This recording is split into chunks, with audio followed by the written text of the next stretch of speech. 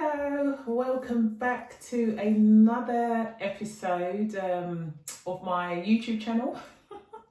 I'm sitting down today, but welcome. Thank you for joining me today as I do the summary version of my podcast episodes that aired yesterday, Tuesday. And if you've already listened to the episode, then you'll know what today's video will be about. It's about self-sabotaging.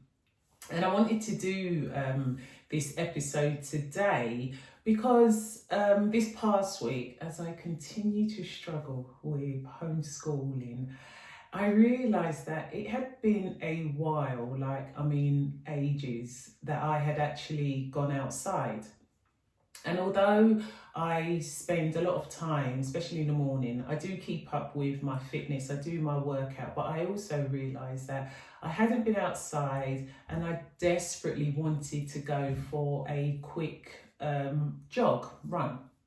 But then I started to think to myself that, I can't go for a run because I've got really bad knees. And when I say I've got bad knees, essentially what happened was I sustained a knee injury a few years ago and it hasn't really fully recovered, even though I did a lot of physiotherapy. It's just there in the background and I'm incredibly mindful of that every time I decided to go for a run. But then I thought to myself that I'm making up valid excuses or valid reasons why I don't want to go outside, even just to get a bit of fresh air. But I also realised that I was actually self-sabotaging my own self-care, the self-care that I preach about so much, that is so important to each and every one of us. I realised that I was actually internally self-sabotaging my self-care by making up excuses, although mildly valid, for not going for a run. And then it got me thinking about just how many of us self-sabotage different areas of our lives. And when we talk about self-sabotaging, we're essentially talking about destructive behaviours that prevent us from moving forward. And these behaviours are completely unique to that individual. And what often happens is that we get in the way of ourselves and we talk ourselves out of doing whatever it is we're trying to accomplish. Or perhaps if we're at work or we've been presented with a unique opportunity, but for some reason we seem to mess it up. We go out of our own way to disrupt, to mess up that thing that we're desperately trying to achieve. And that is essentially what self-sabotaging means. And it happens because the logical part of our conscious mind, that side of you that says to you, we need to eat healthily, or we need to take care of ourselves, we need to start doing this project, we simply don't do it. And then we're in direct conflict with our subconscious mind, that part of you that says, oh, okay, I know we should really be eating healthily, but why don't we binge eat chocolate or stress eat food? Or we know that rather than spending our time usefully by engaging in, some self-improvement, reading a book, starting that project, making that phone call, we do the opposite of that and we prevent ourselves. There is essentially an inner villain inside each and every one of us that is in odds against us doing what we know is right. And so when we dive deep into self-sabotaging, it can manifest itself in so many ways. So for example, I've got a few of my girlfriends, they've all gone, we've all gone through this, let's just be honest, where we might have come out of a really, really difficult, troublesome relationship, and then suddenly we've built up this wall in front of us, and then when somebody new comes into our life, we project all of that negativity from that past relationship and we bring it into this new healthy relationship, and we actively go out of our way to cause arguments, and we're essentially, ruining that great relationship. Or it can be that you've been promoted at work, right? And you're in this new position. You've been promoted to be a manager, a supervisor. You've gone up a level, right? And now you're in this position, and now for whatever reason, okay, you go out of your way to turn up late, for example, for work. You don't prepare a presentation correctly. You don't spend enough time really fully embracing this opportunity that has been gifted to you. Those are all little forms of ways in which we self-sabotage. So now that we know what self-sabotaging is, what do we do about it? So you remember last week I spoke about how we can all be our own superhero. Deep within us, there is also a little villain within us that is stopping us from getting to be our best self. So that is the inner villain. So how do we rise above all of that? Well, there's a few questions that you should start, you should think about asking yourself. So, and I've written them down because there are quite a few of them. So the first one you should ask yourself is this: am I prioritizing myself? Am I always procrastinating? Now, you've got to remember that oftentimes when we do procrastinate, it is a form of stress relief, but it's also a way by which we prevent ourselves, we get in our own way of doing something. So do you procrastinate? Am I procrastinating? Am I always focusing on self-defeating thoughts? Are you constant? Do you often find yourself saying things like, well, I can't do this. Why am I even bothering? I tried it before and I failed.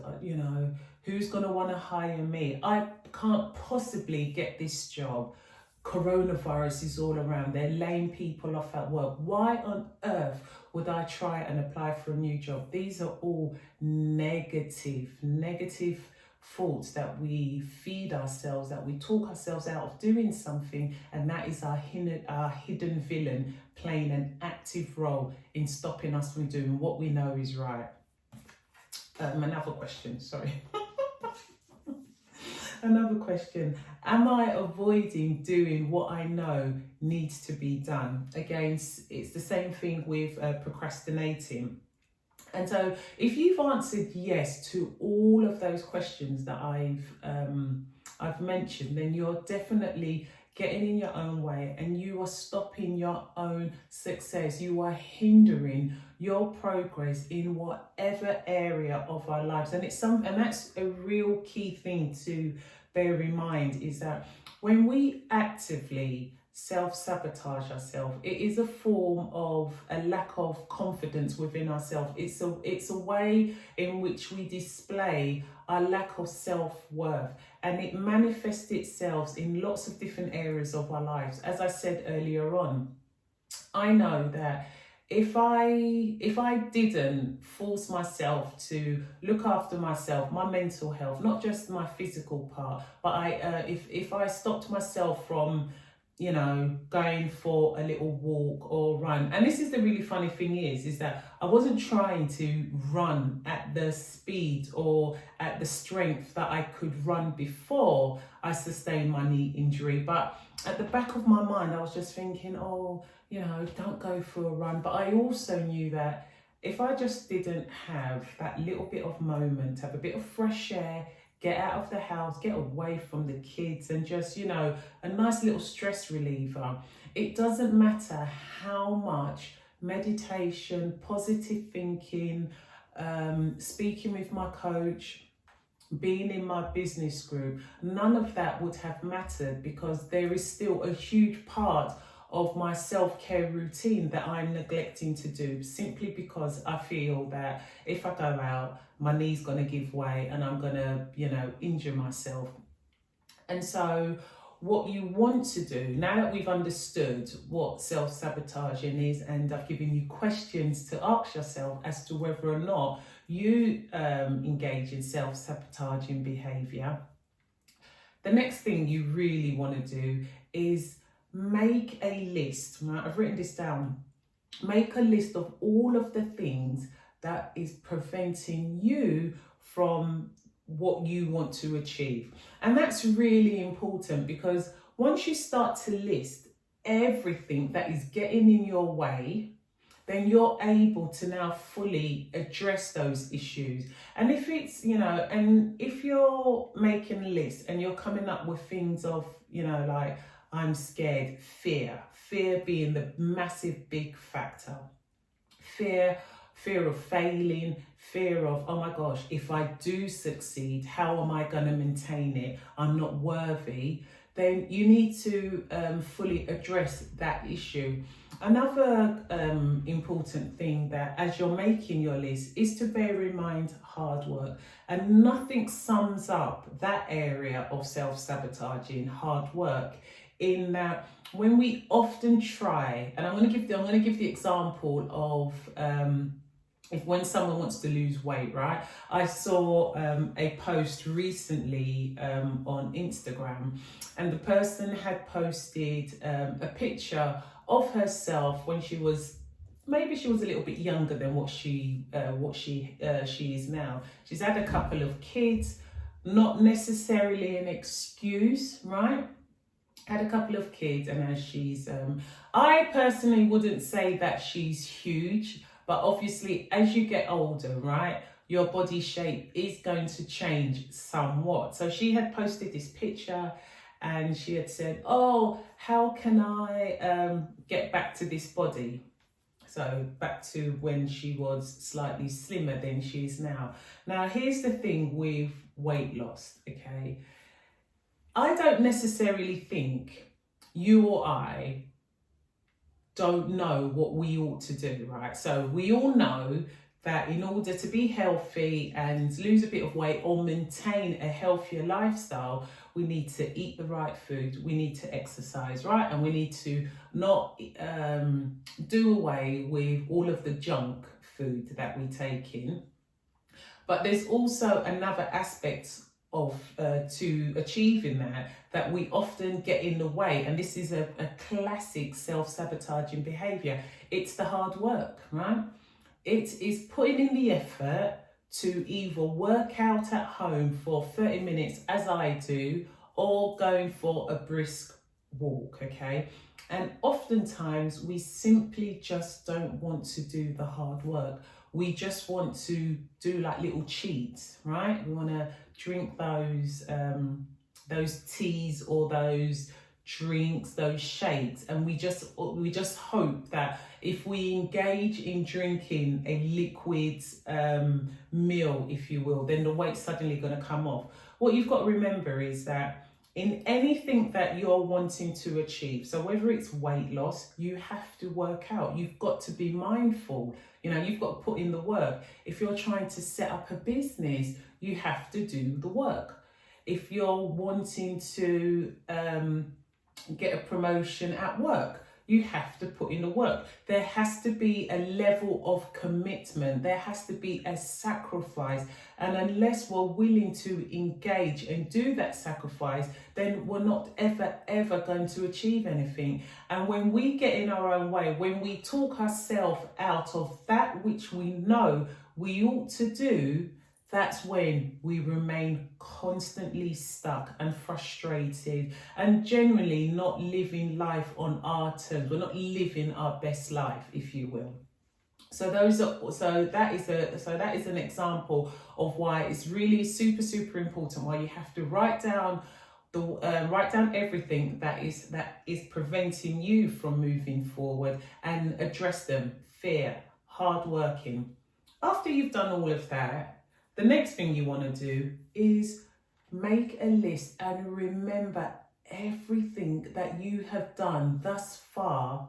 What have you overcame to get you to this point before? Because if you were able to have that perfect body, if you were able to get that job, if you were able to be in a relationship, if you were able to start that business, then surely that is evidence that you were able to overcome the inner villain within you, and now you've become your hero, right? It's all there. Your whole life is a massive blueprint, a massive masterpiece of examples of every time you felt you weren't able to do something, but yet miraculously you have overcome. And it's just a case of remembering those moments. And when you list them down, you're able to look back and say, oh yeah, I did this. And it doesn't matter if you did it like 5 years ago, if you did it as a teenager, that same you is still inside of you. The difference is that you've allowed your inner villain inside of you to supersede everything, and now you suddenly just believe, oh, I don't feel like doing it.